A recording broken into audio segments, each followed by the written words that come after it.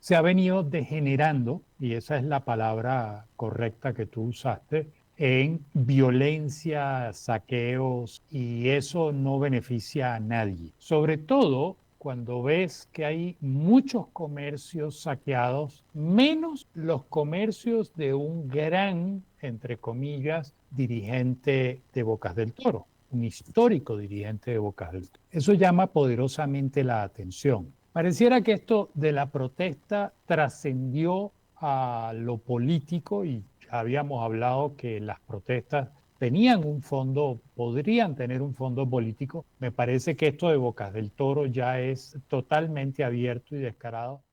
Está con nosotros a una hora diferente, pero está con nosotros nuestro consultor político de cabecera, consultor político internacional, estratega electoral desde Bogotá, Colombia, don Orlando Goncalves. ¿Cómo estás, Orlando? Bienvenido, buen día.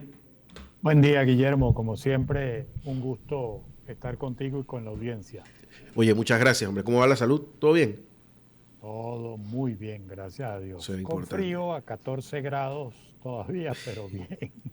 No, no.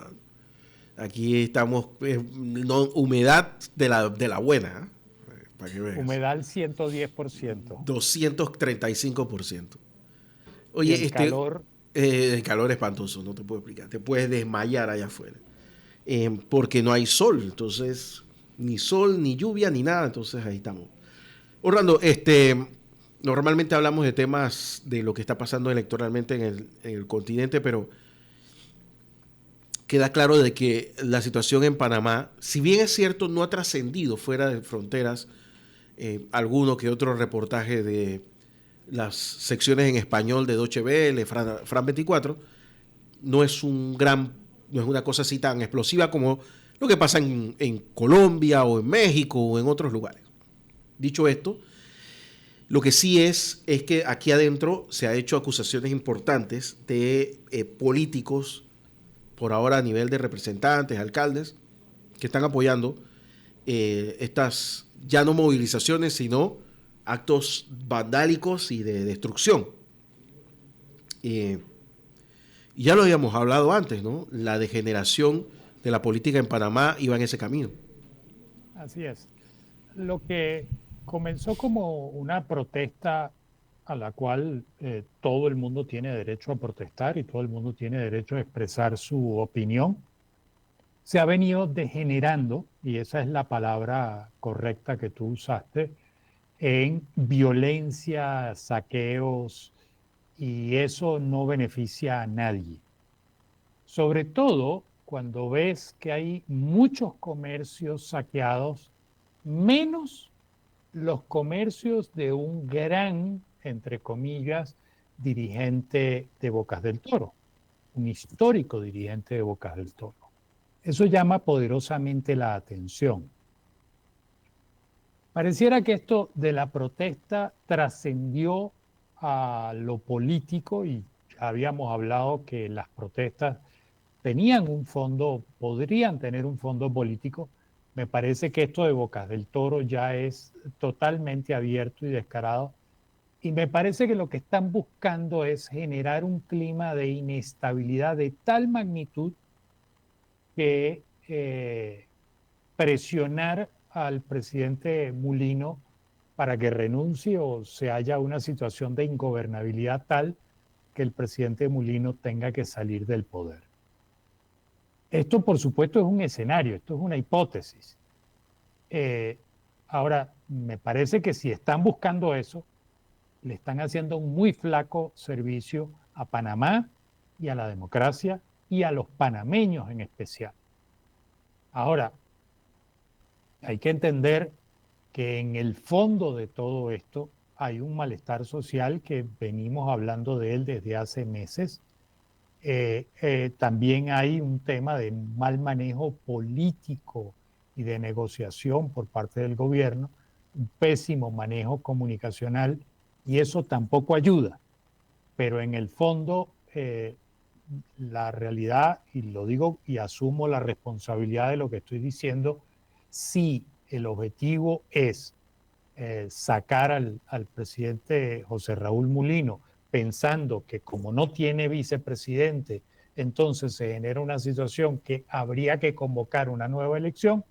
Me parece que esa locura no beneficia a nadie y por el contrario perjudica aún más a Panamá, a la democracia y a los panameños, y en especial a una provincia que ha estado sumida en la pobreza y en la indigencia como Bocas del Toro. Los índices de pobreza están arriba del 40%, la pobreza extrema arriba del 20%, la deserción escolar es la más alta de todo Panamá. Esto realmente no tiene asidero que siendo Panamá un país tan próspero tenga provincias con las deficiencias y las carencias que tiene Boca del Toro. Así que es realmente preocupante la situación. A mí en lo personal, sabes perfectamente que viví en Panamá, amo Panamá, desearía seguir viviendo en Panamá. Al lado de ese calor, yo prefiero el calor al frío, pero esta situación realmente preocupa y angustia. Y angustia, por un lado, la situación y por el otro lado, la inoperancia del gobierno en no lograr poner solución a esto. También me da la impresión de que quizás en el gobierno sabían que la cosa estaba mal, pero no tan mal. Creo que ha desbordado la previsión de la situación del gobierno, porque evidentemente mucho de lo que está circulando es una economía de cierto nivel al margen de la ley. Pero Claro. también vemos actores políticos y que ya no es un tema solamente ideológico. También hay peleas internas dentro del partido que se están llevando al terreno. O sea, hay como una especie de múltiples pequeños caos que han hecho convergencia y le ha estallado al gobierno, ¿no? Es correcto, y por eso reitero, y lamento mucho decirlo, pero el mal manejo político del gobierno, el mal manejo en las negociaciones del gobierno y su pésimo manejo comunicacional no han contribuido a esto. Y no han lanzado puentes, no han abierto oportunidades para que drenar esta tensión por otras vías, como es la vía del diálogo. O sea, puede haber inconformidad y la gente tiene el derecho a protestar, pero lo que la gente no se está dando cuenta a lo mejor es que están siendo usados por intereses políticos muy particulares y muy específicos que buscan un beneficio para esos intereses políticos, no para la población. Y esto se ha salido totalmente de control. Afortunadamente no ha irradiado al resto del país, pero es evidente que lo que están buscando es irradiar ese nivel de anarquía en el resto del país. Ahora, mientras eso sucede y mientras el agua sigue hirviendo, pues hay gente que se está quemando, hay gente que la está pasando muy mal, hay gente que sus negocios están paralizados o semiparalizados, que le han caído las ventas, hay gente que está siendo despedida porque la economía no avanza y entonces no tengo cómo sostener a los empleados. Y en el medio de todo eso, entonces hay alguien que está tratando de sacar rédito político y que sin duda está sacando rédito económico por distintas vías. Y eso es peligrosísimo para el país, para la democracia y lamentablemente para los panameños. Bueno, otro problema que tenemos es que la forma en la que está constituido el sistema electoral panameño, con un tribunal electoral todopoderoso que decide por sí ante sí, creó una situación como esta, en la cual pues tenemos una asamblea increíblemente fragmentada porque cada miembro de Vamos piensa por su cuenta. Que en las reuniones llegue a un acuerdo es una verdadera alegría que se dé, pero cada uno piensa por su cuenta, ya se les han bajado varios. O sea que ha creado 20 partidos políticos más los 8 que ya tenías. No Así creo es. que haya un lugar más fragmentado en América Latina que la Asamblea de Panamá. Es muy posible que tengas razón, lamentablemente. El grupo de Vamos evidentemente generó una altísima expectativa, lo hemos conversado en otras oportunidades. La gente votaba por el de Juan Diego. La gente no sabía quiénes eran los candidatos, no lo reconocían. Nosotros hicimos el ejercicio de presentar fotografías de los candidatos a la gente y la gente no tenía idea. La gente solo decía yo voto por el de Juan Diego. Entonces, electoralmente hicieron un trabajo espectacular y les rindió frutos.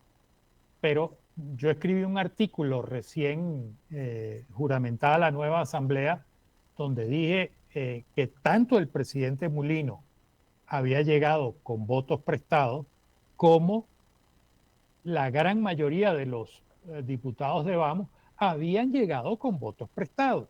Los votos eran de Juan Diego. Entonces, es gente que no tiene experiencia política en su mayoría, gente que además se considera purista, transparente, entonces no entienden cómo se maneja la política y cómo es el juego político y cómo tienes que hacer para que las cosas funcionen y sucedan. Y la verdad es que entonces sus egos se han exacerbado porque ahora yo soy el diputado, pues. O sea, el diputado soy yo y ellos creen que los votos que sacaron los sacaron ellos. Me parece que es un error fundamental. Error también que ha cometido el presidente Mulino, porque si tú entiendes que llegaste con votos prestados, lo primero que tienes que hacer es, bueno, déjame ir ahora a buscar la gobernabilidad del país haciendo puentes y haciendo acuerdos con sectores que no me votaron o con sectores que me votaron por interpuesta persona, pero el liderazgo ahora lo tengo que tener yo. Y creo que eso tampoco ha funcionado. Igual lo sucedió con los diputados de Vamos, y entonces su ambición de no ser un partido político para no ensuciarse y mantenerse como movimiento, me parece que indefectiblemente tienen que terminar en un partido político. Pero con la anarquía interna que tienen, veo muy complicado que lo logren. Es casi imposible que ahora suceda.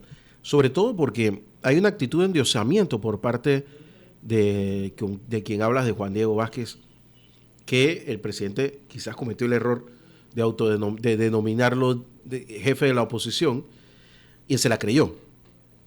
Claro, buscando minimizar al señor de otro camino. Claro, claro. El problema es que ahora, a ver, siempre lo hemos hablado, tú y yo, Orlando, un gobierno necesita una buena oposición. Claro, cuanto mejor sea la oposición, mejor será el Mejor será el gobierno. gobierno. El problema que tiene el gobierno es que no tiene una buena oposición, porque no tiene oposición, tiene unas personas tratando de buscar liderazgos y no lo logran. O sea, ¿No? aquí... Y además, tienes a unas cuantas personas buscando liderazgo para ellos, para proyectarse ellos Sí, para sí. el futuro, pero no para construir país, no para Bueno, resolver los problemas de los ciudadanos hoy. fue patético ver a dos ex candidatos presidenciales que quieren volver a hacerlo, prácticamente que llorar en televisión y en otros medios, en una conferencia de prensa uno, en otro un comunicado, que les había quitado la visa a Estados Unidos. Pero eso a quién le importa. ¿Me entiendes? O sea, los problemas que tiene el país quedaron a un lado. Que me quitaran la visa era lo más importante. Entonces, claro, te vas alejando de la base popular, de la gente que te vota. Y si a este le importa a ella Disney World, yo, ¿por qué tengo que estar pendiente de su vaina? Claro. Entonces, no hay una oposición que aglutine y ahora lo que nos estamos viendo son estos pequeños grupos muy atomizados que cada uno se le ocurre cerrar una calle, pues. Así es, pero lo lamentable es la violencia y la agresión. Ahí vi imágenes de una señora que es funcionaria pública que trató de ir a su oficina y la agredieron con un machete. O sea, ese tipo de cosas no, No es aceptable en ningún tipo de violencia, bajo ninguna circunstancia y de nueva vuelta, esta protesta que pudo haber sido legítima, atención con eso, ahora es totalmente desvirtuada por la violencia y el anarquismo que está imperando. Y lamento mucho que Panamá esté pasando por eso, no solo Bocas del Toro, porque el efecto de la economía le está afectando seguramente a buena parte del país. Interesante, interesante. Oye, antes que se me vaya el tiempo, quería hablarte un poco bueno, lo que pasó este fin de semana, que puede parecer muy, muy lejano, el ataque de Estados Unidos a las instalaciones eh, atómicas de Irán. Me da la impresión de que no hemos evaluado lo suficiente, porque siempre se dice que Irán tiene aproximación al régimen de Venezuela, de Cuba, de Nicaragua. ¿Qué tanto hay de eso? ¿Y qué posibilidad hay de que esas retaliaciones de las que se habla terminen haciéndose en América Latina, por ejemplo? Mira, yo quisiera, antes de entrar a contestar tu pregunta, comentar algo que realmente me preocupa. El hecho de que haya Estados Unidos, el presidente Trump dijo que no se iba a involucrar en un conflicto bélico y lo acaba de hacer. Uno. Dos, lo hizo además después de proponer puentes de negociación para llegar a un acuerdo, con lo cual se hace muy poco confiable pensar en la palabra del señor presidente Trump. Y tres, que lo haya hecho sin la autorización del Senado de los Estados Unidos, bajo dos argumentos que en su discurso dijo. Lo primero es que no pretendemos acabar con el régimen de Irán. Y dos, no enviamos tropas. Bueno, que yo sepa, los aviones no se manejan solos. Entonces, hubo personal de los Estados Unidos involucrado en toda esta operación. Ahora, la relación de Irán sí es evidente, está documentada. Irán además, por ejemplo, en el caso de Venezuela, le cedieron 1 millón de hectáreas para proyectos agrícolas que hasta el día de hoy no se han visto. Es notorio que hay muchos iraníes regados por el mundo con pasaportes venezolanos y dice venezolano el señor, nacido en Irán, pero venezolano, nacionalidad venezolana, que por supuesto no hablan español. Entonces, sí es posible. Recordemos que las técnicas de ataque de estos grupos fanáticos, lamentablemente iraníes y de otros, pero estos grupos fanáticos actúan como guerra de guerrillas. Entonces, esto puede reventar en cualquier lado. El gobierno de Irán declaró que cualquier objetivo, cualquier base aérea americana, cualquier vehículo, llámese terrestre, anfibio, aéreo, cualquier ciudadano norteamericano, es un objetivo militar. Bueno, Panamá le da la bienvenida a contingentes de soldados norteamericanos y no a bases, según dice el gobierno panameño, pero van a estar ubicados en Panamá y Panamá tiene el canal de Panamá que es neurálgico para el mundo, para el comercio mundial. Así que yo pensaría que el gobierno de Panamá, aparte del conflicto interno que tiene, ahora tiene que reforzar la seguridad y estar muy al pendiente. Esto pudiera ser un problema complejo si Irán, con su ejército de fanáticos que lo tienen, comienzan a generar conflictos en distintas partes del mundo, ataques quirúrgicos y esto pudiera salirse de control y entramos en un todos contra todos, lo cual es evidentemente grave y un escenario que por lo menos la mayoría de nosotros no deseamos.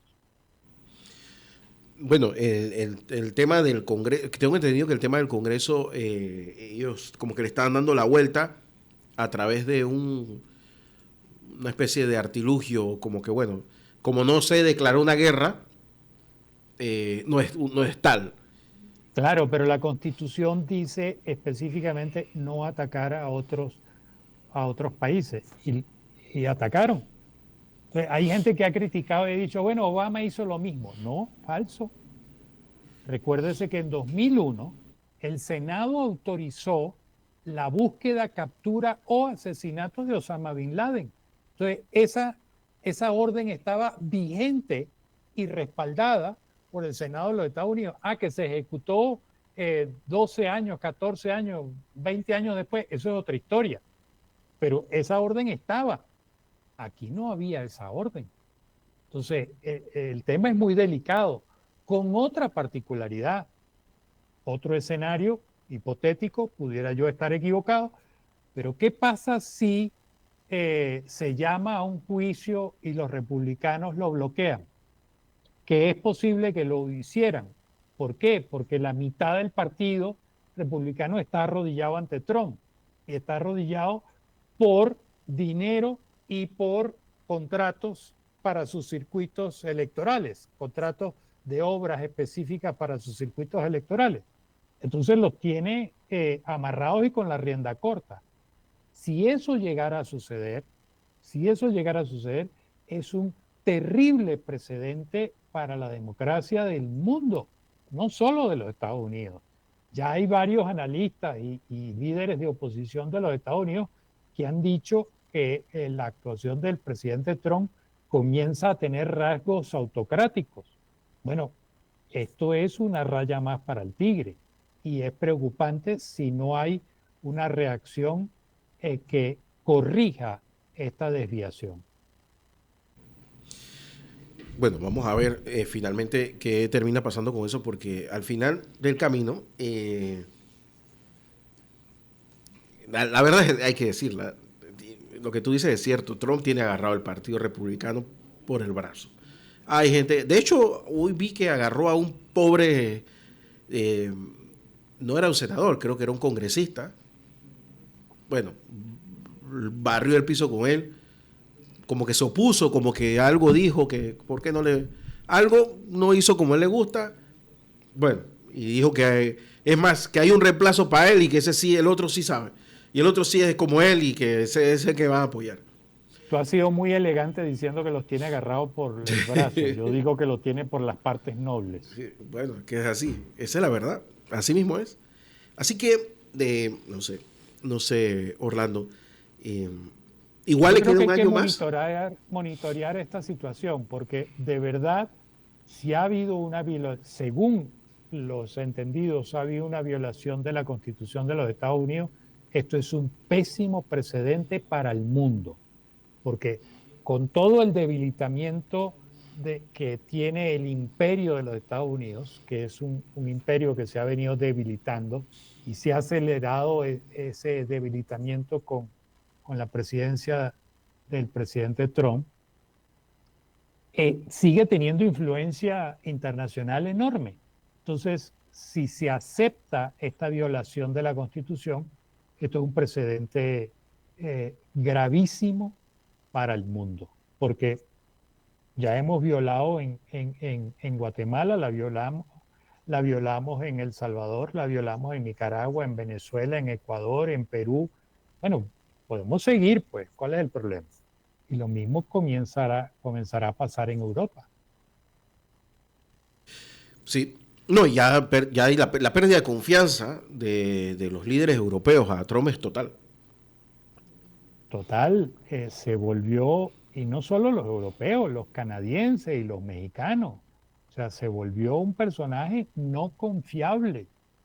Y el caso de Irán, bueno, negociemos, lleguemos a un acuerdo, las puertas están abiertas y al otro día vas y los bombardeas. La verdad es que así no hay manera de construir confianza. Es un poco complicado el panorama, pero bueno, vamos a ver finalmente, porque sí hay una verdad, el Partido Demócrata no mete una, Orlando. No, o sea, hay dos o tres voces que se han alzado, pero esto era No meten una. Esto era para que todo el partido al unísono se hubiese levantado la voz, ya hubiese iniciado el proceso y además hubiese establecido las conexiones con la sociedad civil para que la sociedad civil se involucrara. Porque, repito, si ha habido una violación a la Constitución, es un hecho supremamente grave.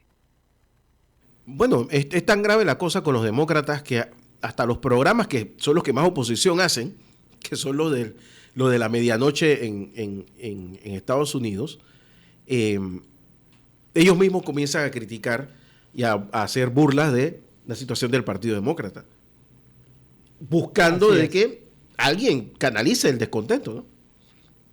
Yo creo que aquí le sale al expresidente Bill Clinton y al expresidente Obama salir de sus cuarteles de invierno y con discreción, pero con mucha energía, con discreción, y sin protagonismo y sin egocentrismo, pero con mucha energía, tienen que imponer su liderazgo y tienen que comenzar a reagrupar al partido y reordenar al partido y redirigirlo definitivamente, porque si no, están contribuyendo a mancillar la democracia también.